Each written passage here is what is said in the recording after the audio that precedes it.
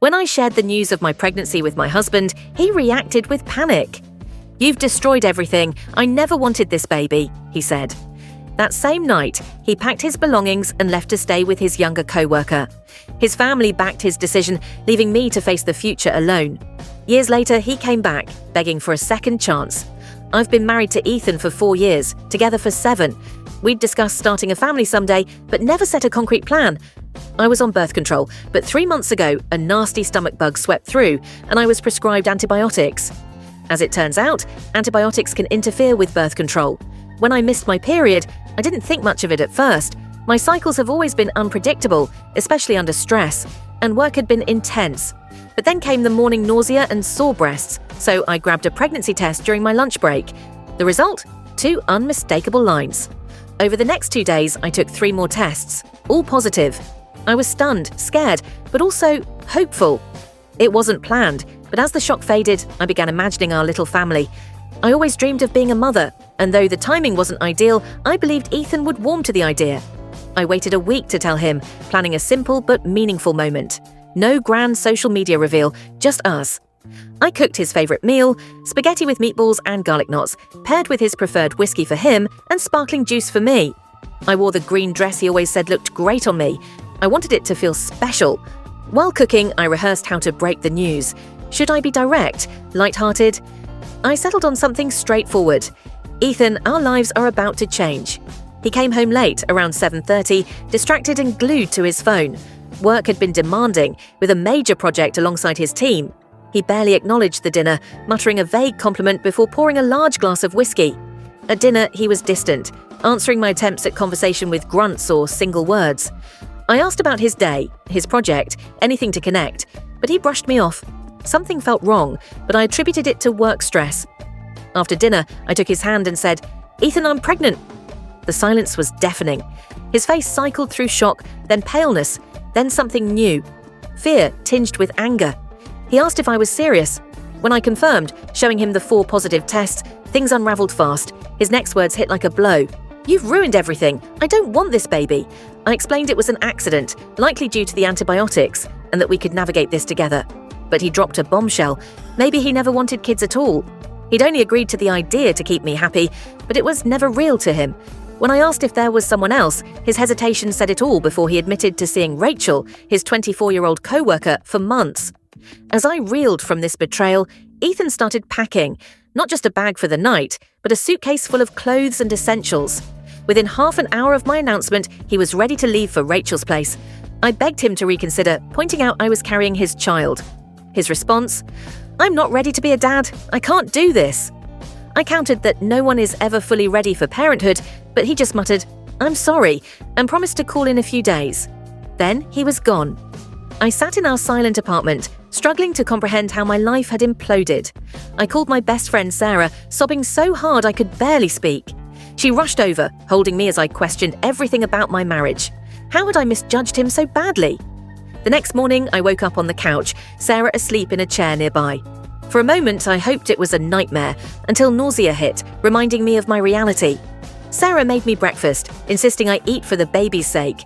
My hand rested on my stomach. No matter what Ethan chose, this was my child. I tried calling Ethan, but my calls went to voicemail. My text pleading for communication went unanswered. By afternoon, anger began replacing shock. I booked my first prenatal appointment, determined to move forward. That evening, Ethan's mother, Diane, called. In a short, cold conversation, she suggested I give Ethan space because he was too young for a family. When I pointed out he was 31, she dismissed it, citing his career ambitions. Then she hinted at options, clearly implying termination. I told her firmly I was keeping my baby, her grandchild. The call left me furious, realizing Ethan's entitlement stemmed partly from his parents' coddling. The next days were a haze. I went to work, pretending everything was fine while my world crumbled. I consulted a lawyer to explore my options and researched single parenthood, childcare costs, and budgeting. Ethan texted 3 days later, not to check on me, but to say he was staying at Rachel's and would cover bills. When I insisted we talk in person, he replied he needed more time. 2 weeks later, he came by while I was at work, taking more belongings and leaving his keys with a note, saying he'd paid next month's rent and would discuss divorce later. Divorce! The word hit hard. I attended my first prenatal appointment alone. Hearing my baby's heartbeat, a rapid whooshing sound, brought tears I couldn't explain to the technician. She handed me a small ultrasound image, a tiny bean-shaped blur that was already my world. I placed it on my fridge, a reminder of who I was fighting for. 3 weeks after Ethan left, his father, Martin, called. Unlike Diane, he asked about me but defended Ethan's choice, calling my pregnancy bad timing and praising Ethan's connection with Rachel. I told him I hadn't planned to be a single mum either, but life doesn't wait for perfect timing. He offered financial help but made it clear Ethan's career came first. I realized then I was truly alone. Ethan had chosen Rachel and his parents had chosen him. That clarity was freeing. I didn't have to wait for Ethan to change his mind. I decided to move out of our apartment, too full of memories. Sarah offered her spare room while I searched for a new place. Looking around the home we'd shared, I felt a spark of hope. Not for Ethan, but for my baby and me. Single motherhood, divorce, rebuilding, it wouldn't be easy, but I was ready to fight for our future. It's been a year since I last shared my story, and I'm overwhelmed by the support I received. Your messages carried me through those tough times, even if I couldn't reply to all of them. So much has changed. I have a son now, Luca, 8 months old, and the light of my life. Yesterday, folding his tiny onesies, I realized Ethan has never met him, not at his birth, his first smile, or his first holiday. Luca's father lives less than 30 minutes away, yet he's a stranger to his own child. Let me catch you up. The divorce was finalized when I was 7 months pregnant. Ethan didn't fight it, which my lawyer said was rare and sped things up. The court ordered child support based on his income, though payments have been inconsistent. I moved into a smaller 2-bedroom apartment near Sarah. The rent stretches my budget, but it's in a good school district, an unexpected priority I'm already considering. My living room is a mix of baby gear, a swing, toys, and a playpen. Minimalism is a distant dream. Luca was born after a grueling 18-hour labor. Sarah was by my side, coaching me through it. When nurses asked about the father, I simply said, "He's not involved." Those first weeks were exhausting. Sleepless nights, breastfeeding struggles, and endless doubts about my parenting. One night, at 2 a.m., Luca wouldn't stop crying, and I sat on the bathroom floor Googling solutions while crying myself. But we survived, learning each other day by day. I discovered his unique cries, his love for off-key lullabies, and his infectious giggle. Work has been a challenge. I returned when Luca was 12 weeks old, out of necessity. My boss, Eleanor, has been flexible, allowing 2 work-from-home days a week. Childcare costs are astronomical, more than my rent, but I found a decent daycare. Ethan's child support payments are unreliable, often delayed with excuses, car repairs, job changes, or vacations with Rachel. Last month, payment was late because they were in Italy, as I saw on social media before he replied to my texts. I stopped checking his profiles after seeing their carefree photos. No spit-up stains or sleepless nights for them. Sarah has been my rock, bringing dinner when I'm too tired to cook and babysitting so I can shower. She even threw a small baby shower when I was 8 months pregnant after Ethan's friends vanished. Ethan's parents, however, have been inconsistent. After supporting his abandonment, Diane texted a month after Luca's birth, asking to meet their grandson. I hesitated but allowed a brief visit when Luca was 3 months old. It was tense. Diane remarked on Luca's resemblance to Ethan, while Martin snapped photos. They brought lavish gifts, but never apologized for their earlier stance. When they asked for an overnight visit, I refused. Diane accused me of withholding Luca to spite Ethan, which stung given his complete absence. Ethan's disinterest is what baffles me most. He's never asked for a photo, a visit, or an update. I sent a birth announcement with Luca's stats and a picture. No reply. I created an online album for him, but he's never accessed it. For Luca's first holiday, I mailed a card with his photo. It was returned, unopened. Meanwhile, Luca thrives. He's crawling, exploring, and putting everything in his mouth. My apartment is a fortress of baby gates and corner guards. Our routine is relentless. Up at 5:30 a.m., daycare by 8, work until 5, pick up by 5:30, then dinner, bath and bedtime. Nights are for chores and a fleeting moment of TV before I collapse. The hardest moments are the quiet ones, deciding alone whether Luca's fever warranted a hospital visit or answering his daycare Form Z father section with NA. But the joys outweigh them. Luca's morning snuggles, his excitement at daycare pickup, his fascination with Bubbles. Being a single mum is grueling, but I'm proud of us. Luca's first birthday is next month, and Sarah's planning a small party, balloons, cake, and her signature over-the-top decor. I considered inviting Ethan's parents but decided against it after their last pushy text. Ethan? I don't expect him to show. Word is, he and Rachel got a cat. His version of responsibility, I suppose. 4 years later, I never imagined I'd write again, but something happened yesterday that's still on my mind. Luca turned 5 last month, a talkative kindergartner obsessed with constellations and dinosaur facts. Yesterday was his first day of school. I took the morning off to walk him in, bracing for the chaos of drop-off. What I didn't expect was seeing Ethan's friend Marcus in the parking lot dropping off his son. I tensed but focused on Luca, who was eager to see his classroom. After settling him in, tears were mine, not his, I ran into Marcus again. We grabbed coffee nearby and he shared news that floored me. Ethan and Rachel split 6 months ago. She wanted kids, but Ethan, now 35, still wasn't ready. She gave him an ultimatum, and he chose freedom. His company downsized, and he's been job hopping, couch surfing with friends while Rachel kept their apartment. The life he left us for has crumbled.